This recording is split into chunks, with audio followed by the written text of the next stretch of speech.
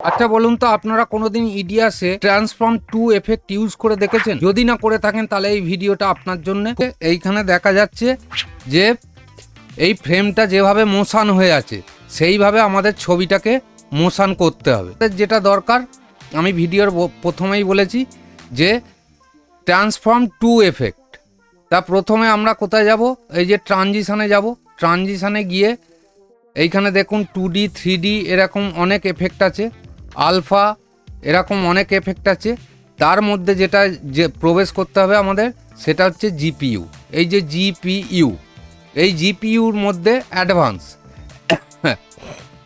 অ্যাডভান্সের মধ্যে দেখুন একটা আছে ট্রান্সফর্ম, একটা আছে ট্রান্সফর্ম টু। তাই এই ট্রান্সফর্ম টুটা আমরা ঠিক এই ফ্রেমের নিচে বসাবো। নিচে বসিয়ে যতটা ফ্রেম ততটাকে কভার করে দেবো। তাহলে যখনই আমরা ট্রান্সফর্ম টুটা বসালাম তখন দেখুন এই ওপরের নিচের ছবিটা, এই ওপরের যে ছবিটা সেটা কিন্তু আউট হয়ে গেল। তাহলে কি করতে হবে? আমাদের এই ছবিটাকে ওপরের লেয়ারের থেকে নিচের লেয়ারে আনতে হবে। তাহলে এই জায়গাটা ভালো করে দেখুন। এইখানে প্রথমে যেটা করতে হবে, আমরা ট্রান্সফর্ম এতে যাব। এতে গিয়ে এই পিচটাকে অ্যাডজাস্ট করব। এই পিচটা কিছুটাকে অ্যাডজাস্ট করব।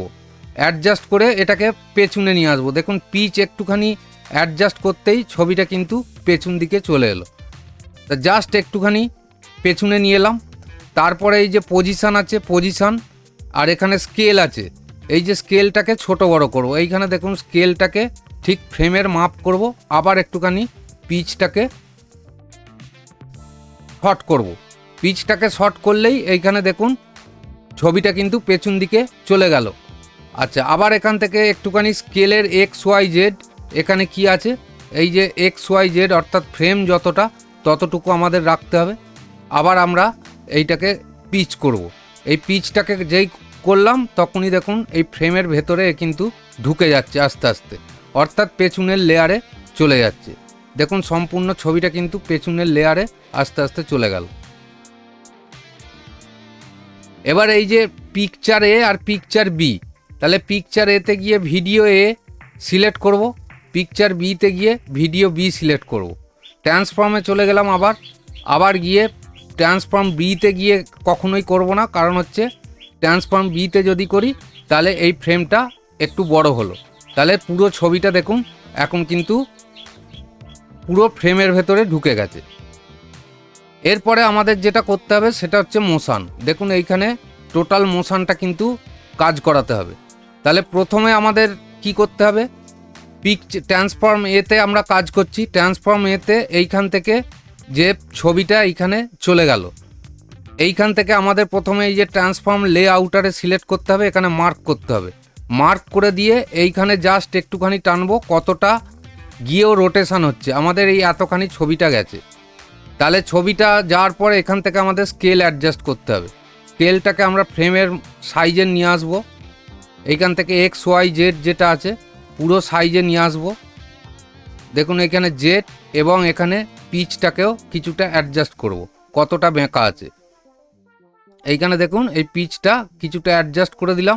অ্যাডজাস্ট করে দেওয়ার পর এখানে XYZ পজিশান, এইখানে ছবিটা নামবে, অর্থাৎ ফ্রেমের ভেতরে থাকবে, সেই মতন কিন্তু আমরা এটাকে করব। তাই এই ছবিটা নামলো, ঠিক ফ্রেমের মিডিল পজিশানে চলে এলো। আবার এইখান থেকে একটু পিচটাকে অ্যাডজাস্ট করব।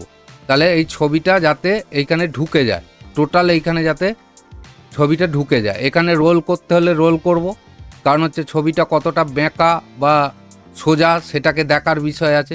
পিকচার বিতে ট্রান্সফর্ম বিতে চলে যাব।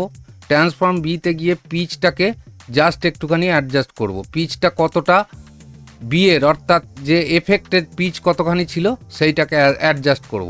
আবার ট্রান্সফর্মে আসব।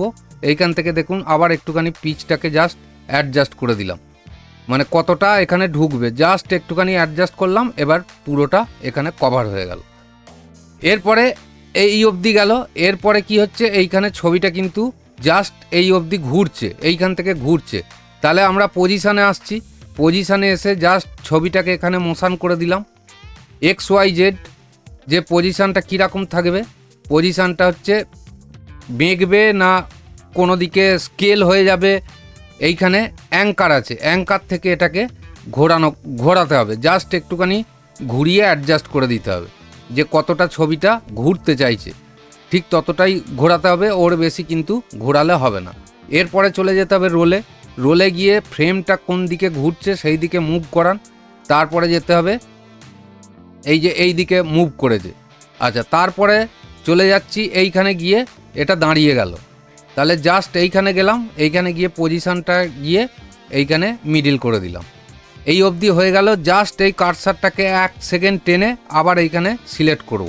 সিলেক্ট করে এখানে দাঁড়িয়ে গেল। এবার দেখুন এই অবধি কিন্তু এই যে পালকির ছবিটা এই অবধি কিন্তু দাঁড়িয়ে আছে। তাহলে এইখানে গিয়ে আমরা আবার এইটাকে সিলেক্ট করব। তাহলে এই অবধি কিন্তু এই ছবিটা নড়বে না। এবার এইখান থেকে মোশান হবে। এইখান থেকে কতটা মোশান হলো, এই এতটা মোশান আমাদের করে দিতে হবে। আগে এতটা মোশানে আনতে হবে, তবে এটা ঠিক হবে। তাহলে পজিশান যা আছে, এবার স্কেল বাড়াতে হবে। আমাদের স্কেলকে ঠিক এইভাবে বাড়িয়ে দিলাম, সমান সমান করলাম।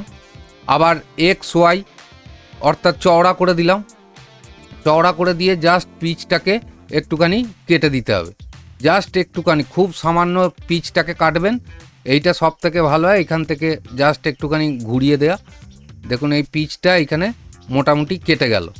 এরপরে এইখানে রোল আছে, এই রোলটা কতখানি ঘোরানো ছিল ঠিক মিডিল করে দেবেন। মিডিল করে দিয়ে এইখানে রোটাকে কেটে দেবেন। রোটাকে কেটে দিলেই এই ফ্রেমটা ঢুকে গেল ভেতরে। এরপরে চলে আসছে এইখান থেকে ছবিটা বেরিয়ে আসছে। তাহলে এই যতক্ষণ না ফ্রেমটা বেরোচ্ছে ততক্ষণ পর্যন্ত আমাদের ছবিটাকে রাখতে হবে, রেখে এরপরে স্কেল দিয়ে এটাকে বড় করতে হবে।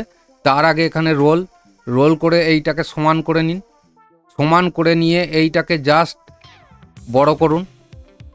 বড় করে এখান থেকে এক্সটাকে বাড়ান, অর্থাৎ চওড়া করে দিন। তাহলে এই ছবিটা সমান সমান বড় হয়ে গেল। এবং এইখান থেকে পজিশান যেটা আছে, পজিশানটাকে একটু ছোট মিডিলে আনতে হবে। মিডিলে এনে দিলেই ব্যাস, এটাকে ওকে করুন। এবার দেখুন এইটাকে প্লে করুন, একদম সমান সমান চলবে। এইখানে জাস্ট পিচটা কাটা আছে, কত অবধি কাটলো সেই জায়গাটায় আসতে হবে আমাদের। এই জায়গাটায় এসে আবার লেআউটারটাকে ওপেন করতে হবে। লেআউটার ওপেন করে এইখানে দেখে নিলাম। এবার আবার ট্রান্সফর্মে গেলাম, আবার ট্রান্সফর্মটাকে ওপেন করলাম। ওপেন করে দেখে নিলাম এই জায়গায় পিচটা কেটেছে, বেরিয়ে আছে। তাহলে পিচটাকে জাস্ট এইখান থেকে কেটে দিন। কেটে দিলেই পিচটা এখান থেকে ওপরের ফ্রেমটা কেটে গেল। আরও বেশি কাটতে হবে। তাহলে এইখান থেকে আমরা যে পিচটা দিয়েছিলাম সেটাকে আরও আগে করে দেবো, একদম সামনে করে দেবো। তাহলে কি হবে, এইখান থেকে দেখুন পুরো পিচটাই এখান থেকে কেটে গেছে। একদম এটাকে ফ্রন্টে করে দিন, তাহলেই এটা কেটে ঢুকে যাবে। এবার দেখুন একদম মোশান হয়ে গেল ছবিটা। ঠিক যেরকম ঘুরছে সেইভাবেই ও কিন্তু ঘুরতে থাকবে, কোনো দিকে কাটবে না, কোনো দিকেই কিছু হবে না, ঠিক সমান সমানভাবে বেরিয়ে আসবে। এইবার এর ফাংশনটা কি, আমি এটাকে ডিলিট করে দিলাম। ধরুন এই একটা ক্লিপ, এই ক্লিপটাকে তলায় দিয়ে দিলাম।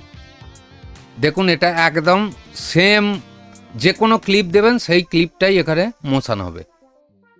তাহলে এইখানে কি করতে হবে আমাদের, এই যে অ্যাডজাস্টমেন্ট ক্লিপ দেওয়ার পরে এইটাকে রাইট ক্লিক করে এই যে link group, set as group, তাহলে এটা ক্লিক করলেই সবটা কপি সিলেক্ট হয়ে যাচ্ছে, কপি করতে সুবিধা হবে।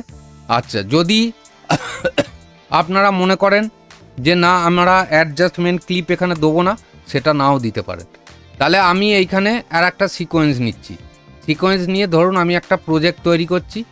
ধরুন এই প্রজেক্টটা আমরা তৈরি করছি, এইটা একটা বিয়ে বাড়ি হোক যারই হোক ফুটেজ, এই ফুটেজটা নিয়ে আমরা এখানে নামালাম, দিয়ে দেখা যাচ্ছে আমরা এই এফেক্টটা এখানে ইউজ করব। এটাকে সিলেক্ট করলাম, জাস্ট কপি করলাম। কপি করে এইখানে যে ওপরে ফুটেজ আছে, ট্র্যাক আছে, সেই ট্র্যাক সিলেক্ট করে এখানে পেস্ট করে দিলাম। দেখুন একদম পরিষ্কার এইটা মোশান হবে, খুব সুন্দরভাবে এইটা মোশান হয়ে যাবে, একদম কোনো প্রবলেম থাকবে না, খুব সুন্দরভাবে মোশান হয়ে যাবে। যে কোনো প্রজেক্টে আপনারা বসিয়ে দিতে পারেন। এইভাবে যে কোনো আলফা ম্যাট নিয়ে আপনারা কাজ করতে পারেন। প্রজেক্টের মজা এইটাই। তা আমি আপনাদের খুব ধীরে ধীরে ছোটোর মধ্যে বোঝাতে পারলাম। এই ধরনের এফেক্ট যদি আপনারা তৈরি করে রেখে দেন, তাহলে আপনাদের কাজ করতে অনেক বেশি সুবিধা হবে। এরকম বিভিন্ন ধরনের ফ্রেমের এফেক্ট আপনারা করে রাখতে পারবেন। যে কোনো সিনেমেটিক কাজ করেছেন, সেইখানে কিছু ফ্রেম দিতে হবে, সেই জায়গায় আপনারা তৈরি করে এটাকে দিয়ে দিতে পারেন। তাছাড়াও প্র্যাকটিস করার জন্যে আমার কাছে অনেক ফ্রেমের এইরকম ট্রান্সফর্ম 2 এর এফেক্ট রেডি করা আছে, সেটা আমি ওয়েবসাইটে লিঙ্ক আমি ডেসক্রিপশান বক্সে দিয়ে রাখছি, সেখান থেকে দেখেও আপনারা নিতে পারেন যদি প্রয়োজন হয়। নাহলে আমি যেটা শিখিয়ে দিলাম সেইভাবে আপনারা তৈরি করে নিতে পারেন। ভিডিও ভালো লাগলে অবশ্যই একটা লাইক, শেয়ার, কমেন্ট করতে ভুলবেন না। চ্যানেলে যারা নতুন অবশ্যই চ্যানেলটি সাবস্ক্রাইব করে চ্যানেলের সাথে থাকুন এবং পাশে থাকা বেল আইকনটি প্রেস করে দিন, কারণ এই ধরনের নিত্য নতুন ভিডিও আমি প্রায় আপলোড করে থাকি বিগিনার টু প্রো। আজকের মতো এই ভিডিও থেকে আমি বিদায় নিচ্ছি। পরবর্তী ভিডিওতে আবার এই ধরনের একটা কিছু নিয়ে আসবো। ততক্ষণ আপনারা ভালো থাকুন, সুস্থ থাকুন, চ্যানেলের সঙ্গে জুড়ে থাকুন। ধন্যবাদ।